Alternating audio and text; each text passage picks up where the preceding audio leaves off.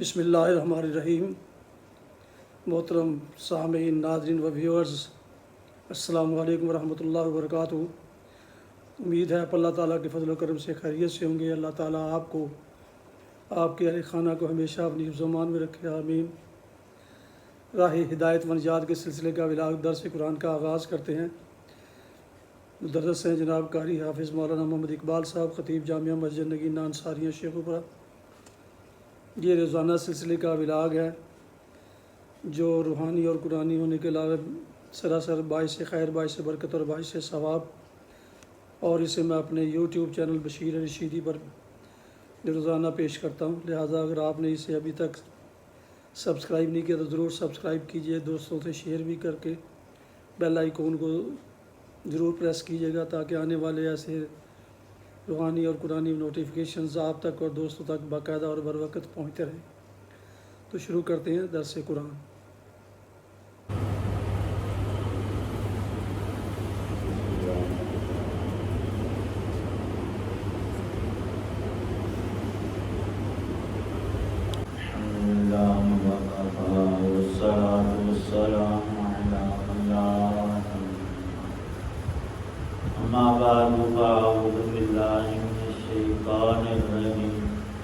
بسم اللہ الرحمن الرحیم۔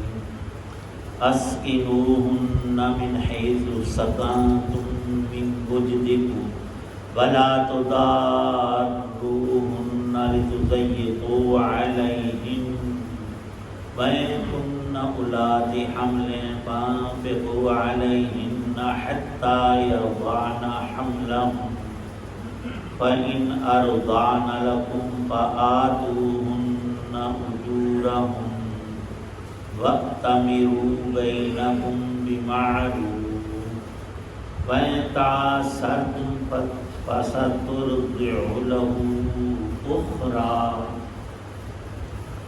لينفق ذو سعة من سعته وما قدر عليه رزقه فلينفق مما آتاه الله لا يكلف الله نفسا إلا ما آتاها سيجعل الله بعد عسر يسرا صدق الله العظيم۔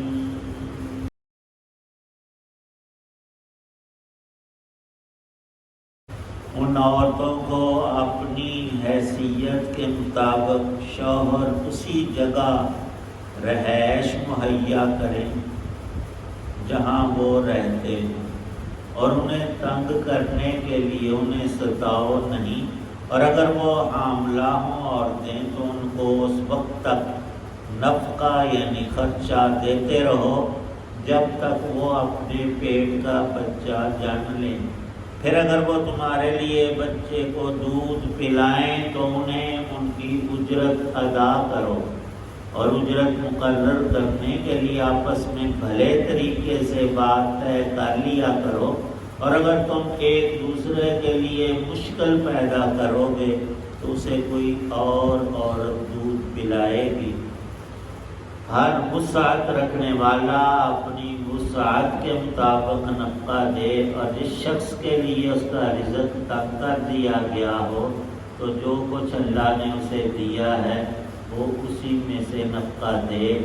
اللہ نے کسی کو جتنا دیا ہے اس پر اس سے زیادہ کا بوجھ نہیں ڈالتا۔ کوئی مشکل ہو تو اللہ اس کے بعد کوئی آسانی بھی پیدا کر دے گا۔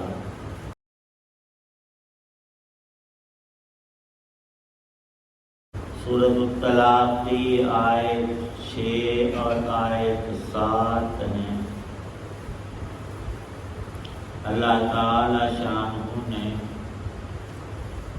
اپنے احکامات کے اندر تمام بندوں کی بھلائی رکھی ہے، دوستی ہو یا مخالفت، میاں بیوی کا نکاح، اکٹھے رہنا، ازدواجی زندگی خوشی سے گزرے، اصل یہی ہے۔ لیکن ہمیشہ ایسا ہوتا نہیں، کبھی دل ایک دوسرے سے متنفر ہو جاتے ہیں اور عادات مختلف ہوتی ہیں، کبھی مخالفت پیدا ہو جاتی ہے کسی رشتے میں، اور پھر بات دور تک بگڑتی ہوئی طلاق پر پہنچتی ہے، تو اس میں بھی معروف طریقہ ہے دشمنی اور اس کو بڑھا کر قتل و غارت اور ایک دوسرے کو دین دنیا کے اعتبار سے نقصان پہنچانا ہرگز جائز نہیں۔ کسی سے محبت ہو تو اس کے لیے جیسے اس کے ناجائز کام کو دوسرا جو ہے وہ دین دور پر لگا کر پورا کرے تو منع ہے، حرام ہے۔ دوسرے کی ناحق دنیا بنانے کے لیے اپنا دین اور آخرت گنوا بیٹھنا بڑی حماقت اور بیوقوفی ہے۔ تو دوسرے سے مخالفت ہے تو وہ بھی ایک دائرے کے اندر رہے۔ غصے میں آ کر کسی شخص نے دوسرے کو تھپڑ مارا، یہ چاہے کہ میں اس کی گردن اتار کر رکھ دوں، یہ حرام ہے، یہ قتل ناحق ہے، اور اس کا گناہ اتنا شدید ترین ہے۔ ناحق کسی ایک بندے کو مار ڈالنا، قاتل نے گویا تمام انسانوں کو ذبح کر ڈالا روئے زمین پر۔ کیسے؟ کہ اس نے ایک بری راہ پیدا کی ہے، اس نے یہ کام کیا، اسے دیکھ کر کوئی اور کرے گا، کوئی اور کرے گا، دنیا میں فساد اور شر بھر جائے گا۔ اور قرآن پاک میں کفر کے بعد سخت ترین سزا قاتل کی اللہ پاک نے خود بیان کی ہے۔ ناحق تھوڑے سے غصے میں آ کر سیخ پا ہو جانا، قتل و غارت پہ اتر آنا، یہ مسلمان کا کام نہیں۔ ہر چیز میں اپنے آپ کو حد کے اندر رکھے، کنٹرول کرے اپنے نفس اور دل پر۔ فرمایا کہ یہاں بھی معاملہ ایسا ہے، کسی شخص نے اپنی بیوی کو طلاق دے دی، اس کی 3 قسمیں ہیں جو پہلے بیان ہوئی۔ رجعی، احسن طریقہ جدائی کا، بہتر طریقہ، اور حسن دوسری قسم طلاق کی بائنہ، اور پھر تیسری بدعی بہت ہی بری شکل طلاق کی مغلظہ، 3 طلاقیں اکٹھی دے دینا، اسے فوری فارغ کرنا۔ بھائی تم نے اتنا عرصہ، سالوں یا مہینوں زمانہ اور وقت اس کے ساتھ گزارا، اب 1 منٹ میں چاہتے ہو سب کو چھوڑ دیں، یہ بھی سرے سے بات غلط ہے۔ لیکن ان تینوں صورتوں میں اللہ تعالی شانہ نے عدت مقرر کی تاکہ کسی مرد کا نسب خراب نہ ہو۔ اولاد منسوب ہوتی ہے باپ کی طرف، اور ماں کا بھی بڑا درجہ ہے، بلکہ دین کے اندر فرمایا سب انسانوں میں سب سے زیادہ تیرے حسن اخلاق کی مستحق ایک ہستی ہے، وہ ہے تیری ماں۔ اس کی خدمت، عزت، راحت، یہ دین دنیا کے فوائد پر مشتمل۔ پھر دوسری دفعہ اس شخص نے سوال کیا اس کے بعد کس کا درجہ؟ فرمایا پھر تیری ماں کا درجہ۔ اس نے تیسری دفعہ پوچھا، فرمایا کہ تیسرا مرتبہ پھر اللہ نے ماں ہی کو دیا۔ پھر اس نے سوال کیا، پھر فرمایا کہ باپ کا۔ اللہ تعالی شانہ نے احکامات کے اندر ہر انسان کی بھلائی رکھی ہے۔ اولاد جب پیدا ہوگی ماں نے جنا ہے، بڑا مرتبہ ہے، لیکن اب پالنے کا معاملہ تب سمجھ آتا ہے جب شریعت کا پہلا حکم واضح ہو۔ وہ یہ ہے کہ جب کسی مرد کا عورت سے نکاح ہوا اور رخصتی ہو گئی، وہ بیوی بن کر اس کے گھر میں آئی، تو اللہ پاک کا یہ حکم ہے، رسول پاک صلی اللہ علیہ وسلم کا طریقہ ہے کہ اس کا سکنا اور نفقہ مرد کے ذمے ہے۔ اور اب الٹا رواج یہ ہے کہ اگر وہ ملازمہ ہے اور اس بندے کے پاس بھی پیسہ ہے تو یہ کہتا نہیں اسی ایک ہی اکاؤنٹ میں اکٹھے رکھ لیں، مطلب ایک یہ کہیں اور خرچ نہ کرتے پھرے، کنٹرول میرا رہے ساری کمائی پر، نہیں تیرا کوئی حق نہیں اس کی کمائی پر۔ اس کو اللہ نے اجازت دی ہے، وہ جو کما رہی ہے اس کا ہے، اور جو تو کما رہا ہے وہ تیرا اور تیری بیوی دونوں کا ہے۔ اصل کمائی کی ذمہ داری اللہ نے مرد پر ڈالی ہے کہ تو باہر جا کما کر لا، عورت گھر میں رہے، اور گھر کے انتظامات میں سب سے اہم ڈیوٹی اولاد کی بہترین پرورش ہے۔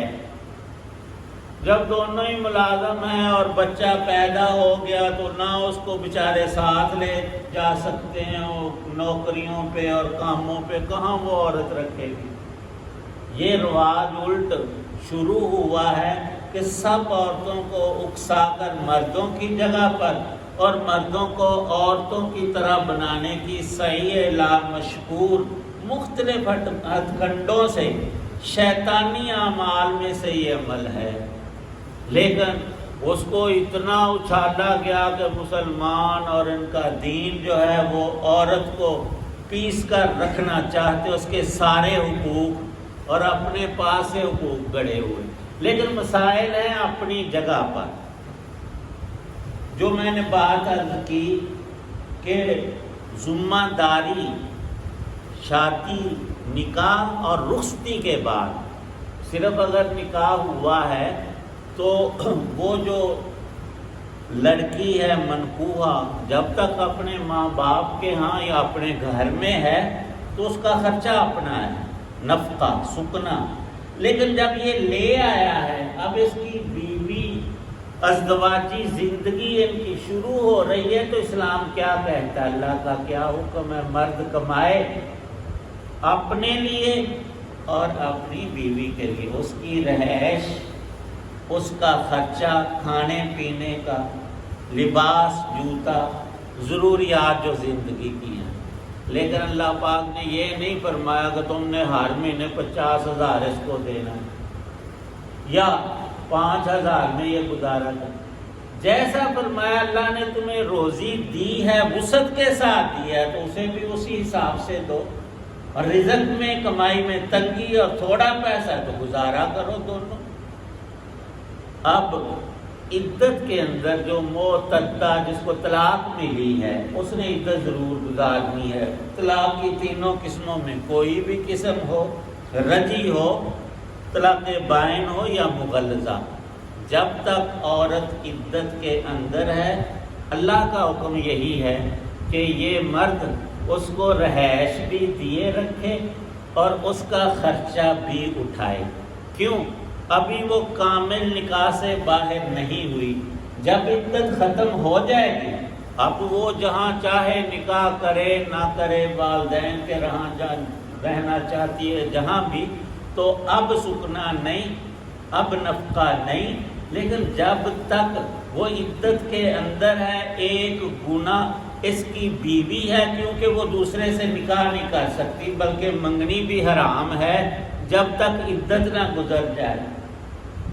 اب عدت کی تفصیل تو پوری ہوئی کہ صرف طلاق ہوئی اور عورت جو ہے وہ اس کی مہواری ہے تو 3 مہواریوں تک، اور نہیں عائشہ وغیرہ تو پھر 3 مہینے، اور اگر وہ حاملہ ہے جس کو طلاق دی ہے تو پھر عدت ہے وضع حمل، اور وہ کبھی 8 اور 9 مہینے بھی ہو سکتی ہے۔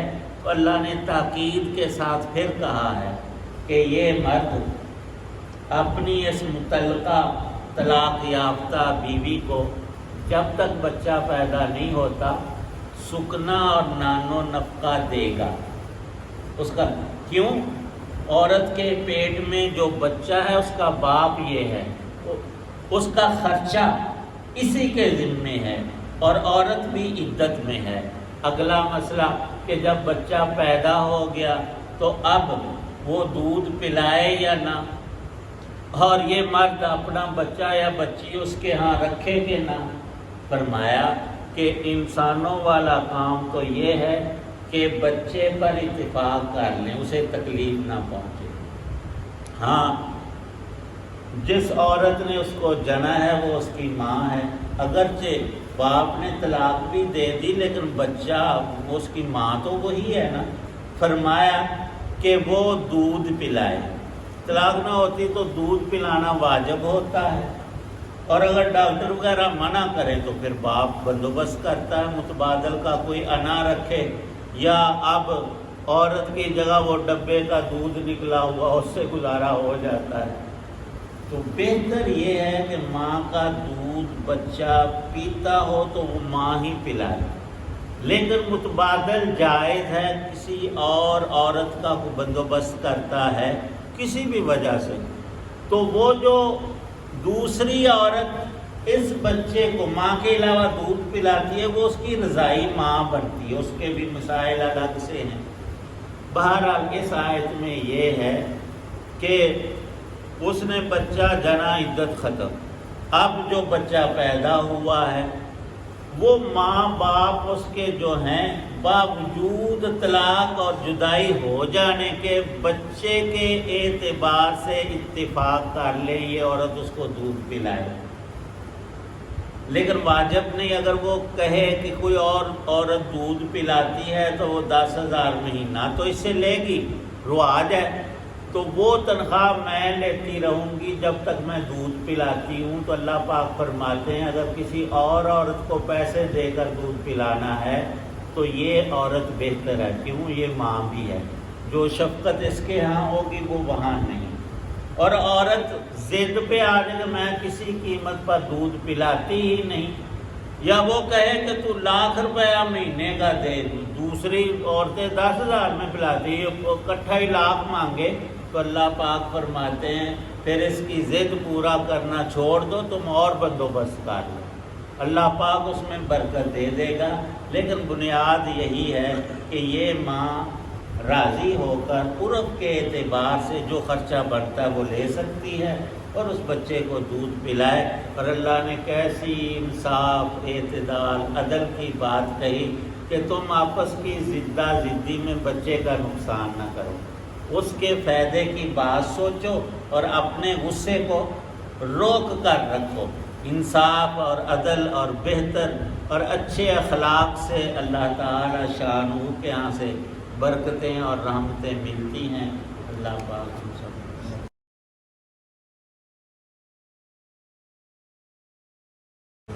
الحمدللہ رب العالمین والصلاۃ والسلام علی یا اللہ پاک سب بیماروں کو شفا، پریشان حالوں کی پریشانیاں دور کر، مقروضوں کو قرض سے نجات۔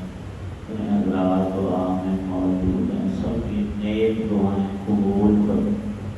تنقید، تکالیف، رنج غم، آلام، پریشانیوں سے ہم سب یا اللہ اپنی حفاظت عطا فرما، نجات عطا فرما، دنیا آخرت کے ہر عذاب سے اپنی رحمت سے بچا۔ جتنے ہم گناہ کرتے ہیں ہم اپنے آپ کو اللہ کے عذاب اور غصے میں ڈال، استغفار بہت ضروری ہے۔ گناہ نہ بھی یاد ہوں، پیچھے ہم نے بہت کی، آگے اعتماد تو رب سے ہمیشہ معافی مانگنی چاہیے، خواہ کتنا ہی متقی پرہیزگار بندہ سے اونچ نیچ ہوگی۔ استغفر اللہ ربی، میرا استغفر اللہ کی سید الاستغفار ہے استغفراللہ ربی من کل ذنب اذنبته عمدا او خطا سرا او علانیة واتوب الیہ من الذنب الذي اعلم ومن الذنب الذي لا اعلم انك انت علام الغیوب وستار العیوب وغفار الذنوب ولا حول ولا قوة الا بالله توفنا مسلما والحقنا بالصالحين صلی اللہ تعالی علی محمد وعلی آلہ وصحبہ وسلم.